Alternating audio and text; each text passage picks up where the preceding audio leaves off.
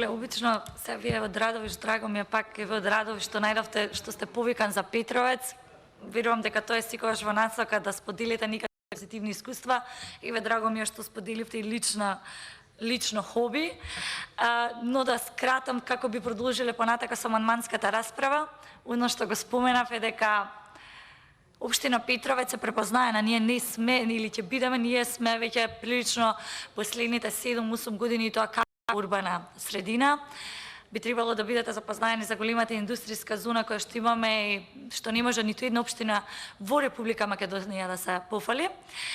Меѓутоа, оно што и го кажав, ние не сме обесхрабрени кога владата не сака да не поддржи, затоа што ние 12 години, односно последниве 5 години откако СДСМ нема камче ставено динар наменета за општина Петровец, но затоа е општината тука со одличните способности, менаџментот на ВМРО ДПМН, советниците кои што ги имаме таму, македонци, албанци, срби, роми, бошњаци.